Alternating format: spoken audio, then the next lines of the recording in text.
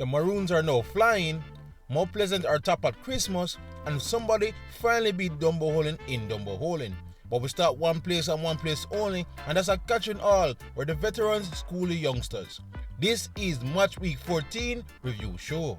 Yes, people, welcome back to Jamaica Fan and Merry Christmas. But the football never stops, and we're here to review Match Week 14. So as promised, we're going all the way to the second city as Montego Bay United was hosting Vere United. In terms of the starting lineup, Montego kept their big four up top despite playing midweek against Cavalier, but there was a change at right back. Then Robert McKenzie went into right centre back, therefore Turner get a rare start in the team. As for Vere United, a lot of changes as almost all of their Monda boys are available. So we saw the likes of Peralta, Robina Gordon, Denzel McKenzie, Blitz Nelson and Damari Harris getting a start in the team. Now, when the game kicked off, Mobe start their usual bright self, trying to get the ball around the pitch quickly as they can, but I have to give credit to Vere, they weren't perturbed and they were trying to match the intensity from Mobe from the jump. But the game quickly settled with Mobe having more of the possession and more on the ball, and then they was trying to strike up some half chances, while Vere was doing their best to come on the counter, but when they reached in the final third, they were more opting to strike from distance. But after that, the game went into a familiar pattern of Vere pressing very high and of course keeping a very high back line, and Mobe decided to try their best to beat that offside trap. Time and time after again, we see Mobe launch ball over that back line, and if it wasn't for some miscontrol by the Mobe attackers or some close calls by the linesman, Mobe would have been in and go very often. A very dangerous game Lenny Hyde and Butler were playing, but Vere was still surviving in the game. That was until the 42nd minute. Another ball over the top, and this time Brown was clean through. The linesman flag stayed down, and the veteran as usual calmly settled himself before placing a good shot over the keeper into the back of the net. Mobe leading right before the half, and it was definitely deserved. Now, if you're a Vere fan, you're hoping to see the pattern change in the second half, but I'm here to be the bringer of bad news, but not much was changed. Again, Vere was opting for that higher line, and again Mobe was stringing countless other players in behind, and again it was some close calls and there were some half chances missed. Vere did manage to pull off one of the better attacking displays going forward though. A good play down the right by Gordon and Harris saw Harris get a good shot off on the angle, but Inel did well to stop it out, and that would be the last we see of Vere in any dangerous sense, honestly. It was all Mobe and they kept coming, and only God he knows as why they couldn't double or triple their lead. They got numerous chances to really go ahead, some horrible decisions by the likes of Thomas, as you can see right here, and even Gordon get a chance to put the ball over to Brian Brown. You expect the veteran to get a brace, but somehow the ball bounced over his foot and it went out for safety. Vere must be counted their lucky stars that they're still in this game. It was looking more and more it's going to be like one of those usual football stories where the better team just don't take their chances, and Vere would get a lucky goal from a set piece or from a counter to get back into it. But lucky for Mobe fans and Sabata, the second goal eventually came late on. Again, some good work by substitute Shamar Smith. He was able to put the ball in from the left hand side. Thomas, who I think a poor day in terms of decision making, did the right thing this time by laying off the ball right at the top of the D for Demar Phillips, who ran on and lashed a great shot in the bottom corner and finally sealed the game for Montego Bay United. 2-0 and not much fight from Vere after that, and the whistle finally blew to give Mobe another win here at home. So it was a game absolutely dominated by Mobe despite only scoring 2, but how does the stats read? Okay, in terms of possession, Montego Bay had 55% compared to Vere United's 45. Mobe had 14 total shots in the game, if sometimes it felt like more than that, compared to 5 from Vere. 5 of those were on target. As I said, they squandered a lot of those chances compared to only 1 on target from Vere. 71 dangerous attacks from Mobe, again it felt like more than that, and surprisingly 69 dangerous attacks from Vere. 9 corners for Mobe, 4 corners to Vere United. Yeah, honestly, if you're a Mobe fan sitting in that seat at Catching All, you may have walked away from that game feeling frustrated despite getting the 3 points. That game should have been long gone out of sight for Vere long before even the second half. Mobe had numerous chances to really wrap things up, and some of the linesmen's questionable decisions even left you even scratching your head. But we also have to hope and pray that Jordan Fletcher is also doing well. He came into the game off a nasty collision with Michael Harrison, who saw also the keeper get substituted, and we hope both players are feeling well for match week 15. As for Vere Phoenix United, they did say when the Cavalier comes, they will be playing better. They started a bit decent, but you can chop it up to a bit of inexperience, or maybe the tactics of playing that high line didn't really suit them. But anyway, once again, it finishes Montego Bay 2, Vere Phoenix United 0. Okay, we move on to our next game and at a venue where it has dominated by the home team. Dumbolin were back in familiar settings as they look to take another win, as they look to take the first win in 3 games against the rampant Guns. In terms of the lineup, there was a change in goal. Damian Hyatt was back in between the posts. Chantamari Taylor kept his spot up front, and the likes of Leo Campbell will look to help him going forward. In terms of Guns, there was a return of schoolboy Shadika Wizard, who was back in the team. Marley Martin captain as usual, and Rashika Kelson get another start in the lineup. Now, when the game started, Dumbo, of course, being confident that they're back in familiar setting, they started the game much better than the Junglists.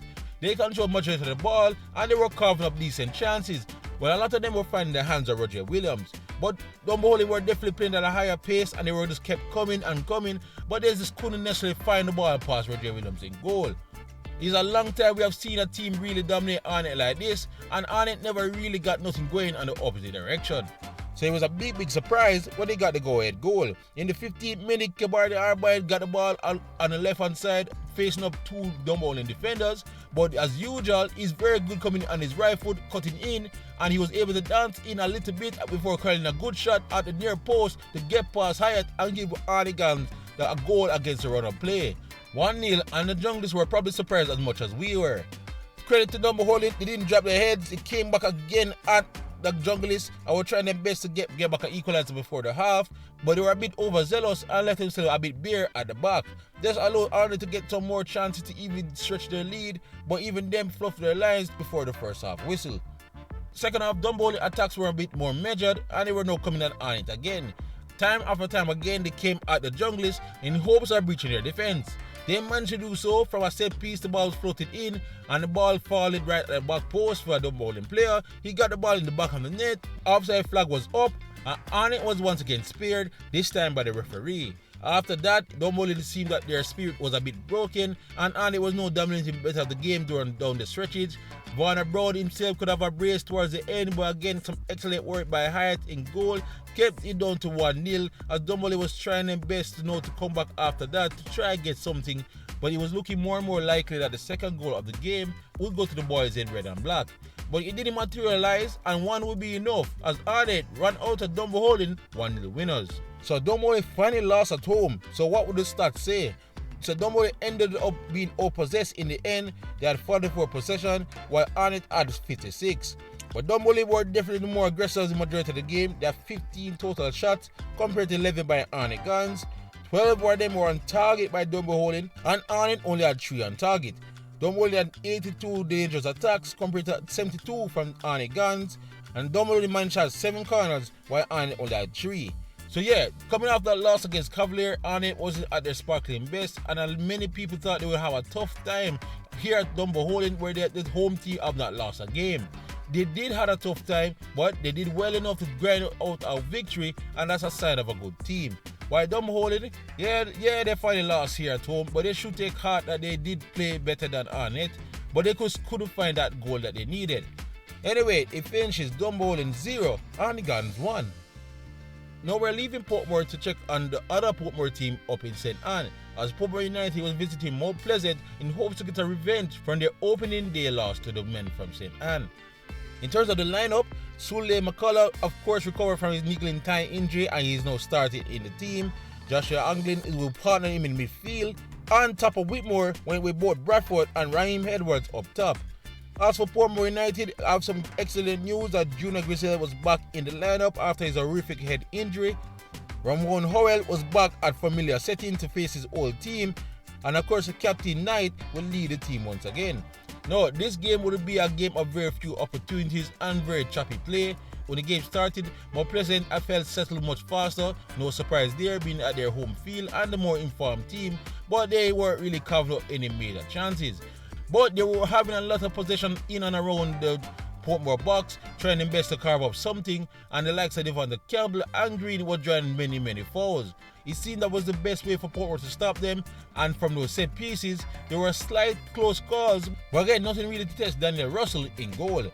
But Portmore themselves hardly passed the Mount Pleasant half line, and it seemed they were more packed in their own half to keep Mount Pleasant off the board. But they only could last till the 41st minute. A good ball floated in from the right hand side, saw Bradford who peeled off his defender and was able to nod the ball past Russell into the back of the net. Mount Pleasant leads, and you could say it was deserved based on the run of play. 1-0 at the half. Second half, Portmore again came out much more ferocious, and they were again dominating majority of the play. But Portmore at least seemed more interested to get something going in attack.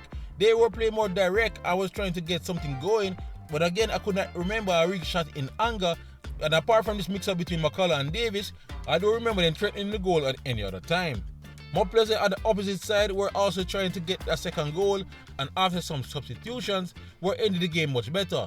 But majority of their shots, especially from those from Vere, was too straight and headed to the goalkeeper, and Mount Pleasant never managed to score again, as the game basically just petered out into a 1-0 victory for Mount Pleasant. So yes, it wasn't the greatest or the most fluid game on the grass. How was it in terms of the stat sheet? Mount Pleasant of course dominated possession, they are 57% compared to 43 from Portmore. Mount Pleasant definitely had more shots, they had 14 in total compared to only 4 from Portmore. 5 were on target by Mount Pleasant, only 1 was from Portmore. 64 dangerous attacks from Mount Pleasant, only 30 from Portmore United. 7 counts from Mount Pleasant and only 1 from Portmore. So yeah, this game was all about this one team in full confidence compared to one team that seemed to be lacking it. Portmore honestly never seemed that they felt that they could come here and get something from Mount Pleasant.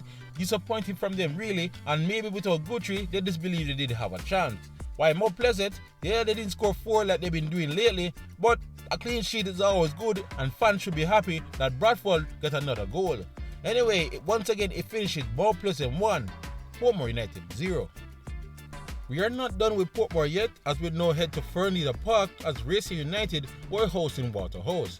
In terms of the lineup, Odini Black was back at the back line, Carlton Blackroad get another start in that team, but Andre Campbell misses out at the forward line. In terms of Waterhouse, despite his goals from the bench, Gibson still hasn't made the starting lineup. That means it's the usual attackers of Martin Davis, Fletcher, Bryan and Bygrave up front. Now, when the game kicked off, Racing started slightly brighter of the two teams. They tried to come forward, but Waterhouse quickly settled and was now starting to take the game to Racing. But both teams were necessarily fluid on the ball, and despite this one chance from Bygrave that found the midriff of Holmes in goal, both teams never really carved out any major chances. Racing came into the own door by roughly the 25th minute and had a distilled amount of possession and pressure, but again didn't really get anything going past Foster in goal. Waterhouse ended the first half much stronger, but again nothing was really dangerous was happening in the penalty area. Second half was a whole different ball game though. Waterhouse came out much stronger and got them goal very early. Fletcher come in on the inside, coming in on what looked like a weak left-footed shot. Ended up being one of the better passes of the game. That saw Bygrave slipped in and coolly slotted past Holmes to give Waterhouse a lead in this game. 1-0 and Racing were now feeling the pressure. As can be seen in 3 minutes later, when another ball was floated over the top, it should be all soup for the Racing defender, but he mistaked letting Bygrave, and Bygrave were now buried in on goal. Holmes had to come out of his box to meet him. Bygrave got past the keeper, but Holmes decided to take one for the team and kick himself out of the game. Red card to the keeper, but a sacrifice had to be made. Waterhouse didn't make much from that free kick, and Racing was probably galvanized by Holmes' sacrifice. They started playing much better football despite being down to 10 men. They were now coming at Waterhouse themselves and were now carving up some decent chances. In fact, you could even argue they were now dominating the game at this point. Waterhouse were shut out themselves and couldn't really get anything going in the opposite direction, and when Andre Campbell came in, Racing were not far from getting that equalizer. But no one expected that they would get it in the fashion they did. A poor back pass in traffic back to Foster saw him rushed down by Campbell, and Foster panicking hit the ball off the midriff of Campbell and saw the ball trickle in the back of the net. 1-0, and Racing could say they deserve it after the last 20 minutes of action. What's even more surprising, Racing almost took the lead right after that, but were a bit unlucky not to find a winner. Waterhouse just like they were in disarray. I was hoping to find a whistle hurp and blow, and that it did, as the game finally was drawn to an end and Waterhouse somehow were the ones that feeling that they escaped with a point. So it was a very fascinating game. How was it in terms of stats? Well, Racing outpossessed Waterhouse, again, despite being down to 10 men with 52% possession compared to 48 from Waterhouse. They only managed 6 total shots in the game though, but Waterhouse themselves only managed 8 in the game. 2 shots were on target by Racing, only 3 shots were on target by Waterhouse, and only 56 dangerous attacks by Racing, while 61 dangerous attacks by Waterhouse. 2 corners for Racing, 3 corners for Firehouse Nation. Yeah, so first of all, I have to talk about Waterhouse here, a team that's near the top of the table. Honestly, should have done better. They really weren't at the races, no pun intended, in this game at all. While Racing, I did say in the preview that they are scrappers, and they have to give them major credit in this one, that despite being 1-0 down and down a man, that they fought all the way back to get a point, and they even almost stole it in the end.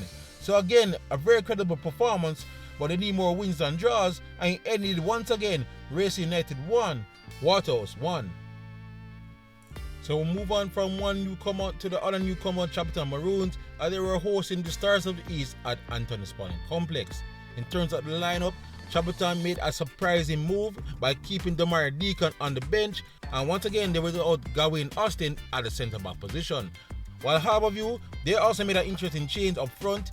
Veteran Andre Fagan was once again at the bench, so that saw an attack of Gibbs, Ryan Brown, and Akwasa Chung the lead in the line. So when the game kicked off, the Maroons had the first big chance in the opening minutes. Williams got in on the right side, but with a tough angle to shoot at, he only managed to get a shot at the side netting. But after that, surprisingly, Harbour dominated the majority of the ball and were now keeping majority of the possession, and were now carrying up some good chances, including this one, which I felt was the best chance of the game. Prince Daniel Speed came out of his box to try to clear the ball. It didn't work out, and then with 2 Harbour players in the box facing only 1 Chapeltown player on the line, they managed to squander a great opportunity. 0-0 it remains. Chapeltown was still in the game though. They got another decent chance of their own, but again they couldn't get it on target. Harbour would come back on the opposite side and another big chance they spurned. This would be the pattern of play for majority of the game, as both sides would end up with some gilt-edged chances on opposite sides. Harbour started the second half very strongly though, and they had another absolutely great chance to score, but somehow they messed it up right here when the ball floated at the top of the 6-yard box and he just couldn't get it past the goalkeeper and into the back of the net. Chapeltown had some great opportunities after that and were not getting the better chances. A great ball from the left hand side teed up Williams for a scissors kick, but again he couldn't manage to get on target. Harvey will come back again after that with another decent chance, and then again everybody in the stadium were left frustrated that no one could manage to find a goal. But it finally came in the 56th minute. Absolutely great ball by Albion Bryan, slipped in on goal, but he unselfishly looked for Javel Ellis and he laid it off to the big striker. The woman tapped it in and finally gave this game its first goal. 1-0 to the Maroons, and Harbour have some work to do. Harbour will come back after that strongly, but credit to Chapeltown, they left less gaps at the back and Harbour had to make shots from far and they weren't really troubling the goalkeeper. The game got scrappy after that, a lot of fouls and a lot of breakage in play, and all that was played into the hands of Chapeltown. Harbour really couldn't muster anything going forward despite bringing the likes of Andre Fager into the team, and the Maroons were really gung-ho and trying to get the second goal. Eventually, Harbour attack fizzled out, and Chapeltown would hear the final whistle and would be very happy with their back-to-back victory. So a game that could have really ended up 6-7 or 6-6 basically, ended only 1-0. How was it in terms of stats? Chapeltown had 57% of the possession, while Harbour only managed 43. Chapeltown only managed 6 total shots in the entire game, as Harbour were the better here and they had 10 shots in the game. Only 1 shot on target by Chapeltown. As I said, they spurned a lot of chances, and that was the goal of course. Harbour only managed 4 on target as their kicks were just too weak. Chapeltown had 80 dangerous attacks compared to 123 by Harbour, as they should definitely feel away that they lost this game. 5 corners for Chapeltown, only 4 for Harbour. Yeah, not much to really talk about in this game. Both teams were just simply wasteful. Harbour especially, who I felt played one of the better games all season, just couldn't get the ball in the back of the net. As for Chapeltown, many said that their victory over Cavalier were just lucky because Cavalier was tired, but they prove here that they have some steel and they managed to get another good 3 points. Once again, it finishes Chapeltown Maroons 1, Harbour 0. So Chapeltown is now far away from the relegation zone, somewhere Lions hope they can be. They will have to get past Tivoli though, as they host Tivoli at the Stadium East. In terms of the lineup, Tyreek Wilson is now into the team to partner Jason Wright up top. Rashawn Livingston was also got a start in the team. I also saw the first appearance of Siobhan Miller in the squad. As for Tivoli, they made some decent changes of their own. Again, Justin Dunn is on the bench, but Arisha Morgan is in from the start. And Nikela Fuller and Anthony Nelson will be the main tasked for getting the goals. Now, when the game started, Lions played like a team that was desperate to get a 3 points, as if their life depended on it, and they started the game much brighter.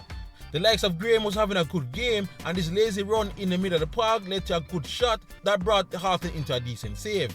So it was all Lions for the opening 10 minutes. But they do have a big issue in defending, especially set pieces, and from this set piece here, Tivoli managed to take the lead against run of play. Barton Price was all alone, basically at the top of the 6-yard box, where he nodded in and gave Tivoli their lead in the 13th minute. It's as if Lions didn't learn a lesson. Basically, right after that, another corner was swung in, and look at this, 1, 2, 3, 4 Tivoli men were free to tap it home in the 6-yard box, but they managed to miss the goal. Lions defending, once again, atrocious. But their attack was still trying their best. There again who came at Tivoli, but once again they were just not sharp enough to get it past Hartnett in goal. Tivoli was now looking good on the opposite side of things. Nelson was coming more and more into the game, and after this great work by him in the box, he was denied by Dene, and he was not able to finish on Lions in the first half. That job would be left to Morgan, and he would duly oblige. Nelson was played over the top. He bared in on the box and looked up to find Morgan at the penalty spot, who coolly slots it past Dene and gave Tivoli an honor-sailing 2-0 lead into the first half. At halftime, Jermaine Thomas must be upset. He made a raft of changes and brought in the likes of the youngster Miller into the game, Steve Reed and Dennis to try to get one back from Lions. Tivoli could have get a third though, but they didn't manage to find a way through here, and then Lions came good after that. But again, the likes of Jason Wright just couldn't get past Watson and Hahn in the Tivoli defense. Lions' spirit was broken after that, and Tivoli ended the second half much stronger, but again they couldn't find that third. But they didn't need it. 2 was enough, and Tivoli will leave Stadium East with all 3 points. So Tivoli get the double over Lions, holds it in terms of stats. Lions had 51% of possession compared to 49% from Tivoli. Lions managed to have 10 total shots in the game compared to 16 by Tivoli. A lot of those came in the last part of the game. 2 were on target by Lions, 7 were on target by Tivoli. Lions only had 41 dangerous attacks, while Tivoli had 56.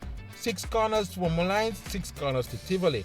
So again, the story here is on Lions. Again, they look decent in attack, but Jason Wright is not himself, and then the team just can't find a goal. But they can't keep goals out either. That defending is absolutely poor, especially on set piece, and they have to find an answer soon, or they really look at relegation.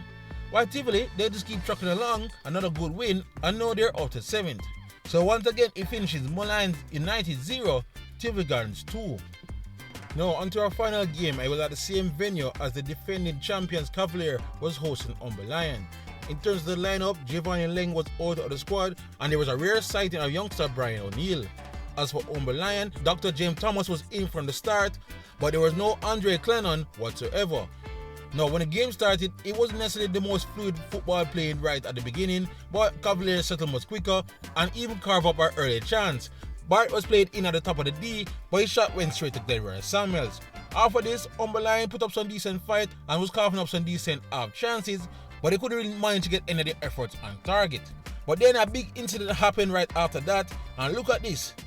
Honestly, I can't for the life of me understand why that was not called a penalty. That was a clear handball, one of the clearest I've seen all season, and you know that this has to be maddening for Rudolph Speed. But Lions escaped, and they were now putting up a decent fight against Cavalier. All chances for both teams kind of dried up, as majority of the game was now played in midfield. But the opening goal would come from a counter-attack, what Cavalier just love to do. Another good ball by Ronald Barrett found Stein in the box, who coolly put it on his right foot before curling a good shot over Samuels and into the goal. Stein has not been at his sharpest the last couple of games, but nonetheless he's still one of the better strikers in the league. 1-0, and Cavalier would hope to keep that going into the half. But Lions roared back, and some good decent play by by Kangin Bryan, float the ball into the box. It just eluded a man in green at the 60-yard box, but kept alive by Captain O'Day Murray, who planted back into the box, and Jameson came in with a good header. White stopped it, but the rebound fell kindly to Jameson, who finally got in the back of the net and gave Homeland what they would probably feel a deserved 1-1 draw heading into the half. Second half though, Cavalier stepped things up a bit, and there was no playing a much faster tempo and was now carving out some decent chances. Especially this one here by Stein, who took his time but couldn't get his shot past Samuels, and the ball fell kindly to Avery, but the sharp man header managed to hit the bar. I escaped for Humble Lion and a sign for Coach Dookie that he probably need to make some changes. But his bench is a bit inexperienced, and one of those inexperienced youngsters gave away the ball in the middle of the park, and again a swift counter saw Avery coming in now on the left hand side, took his time to cut back on his right, hit a shot, and after a nice deflection, he looped right over Samuels and into the back of the net. 2-1, and you should say Cavalier deserved that lead based on how they started the second half. Honestly, after that, Humble Lion's spirit seemed to be broken. They never were playing any real football, and Cavalier now dominating possession or trying to find their third. But still, they never expect to get a Christmas gift this early. A poor ball back to Samuels right here. Sees Samuel have to be taken down McClary in the box, and this time it was an easy penalty call. Calvin stood up, take the shot, beat Samuels and give Cavalier a 3-1 lead, and Calvin's 8th of the season. After that, Cavalier made some changes and then took the foot off the gas. Homeland had the better possession, but they couldn't find a second or a third, and of course Cavalier would manage to win out the game 3-1. So now, how's it in terms of stats? Cavalier had 49% of the possession as they allowed Humble Lion to have the majority of the ball. Cavalier did manage to have 13 shots in totality compared to only 8 for Humble Lion. 6 were on target by the champions, 5 were on target by Humble Lion, and Cavalier had 63 dangerous attacks compared to 44 for Humble Lion. 6 corners apiece by both teams. So yeah, a very professional display by Cavalier. Again, they weren't at their absolute best, as Humble Lion definitely gave them a good game of it, but they managed to find the winners in the second half. While the Lions, this was one of the better displays in their first half, but as Coach Dookie said after the game, they are a bit light in their squad and they will need some reinforcement in January. But for now, it ended Cavalier 3, Humble Lion 1. So that's match week 14. Here's the final table before Christmas, and Mount Pleasant are the ones on top. They have 31 points off of their 14 games. Arnett is right behind them though. They have 30 points from their 14 games. Mobay's victory over Vere see them jump into third with 28 points. Cavalier is in fourth with 26, and Waterhouse run out the top 5 with 26 points as well. As for the bottom of the table, Chapeltown back-to-back victories lead them up to 8th. Dumbolin slide into 9th. Racing is holding firm at 10. Vere is just about relegation with 13 points in 11th spot. However, you are in trouble with 2 points out of relegation in 12th. Humble Lion have some work to do with 10 points in 13th position, and Lions also have some work to do as they remain in the basement with 10 points from their 14 games. But alright, that is all from here at the match week 14, the final one right before Christmas. So I just have to say to y'all, enjoy the holidays, and we look forward, of course, to match week 15 next weekend. But for now, please like, subscribe and share as we look to keep you all up to date on the Jamaican Premier League leading up to the final in May. Otherwise, for great JPL content, you're already at the right place. JPL Fan. YouTube, pick up yourself.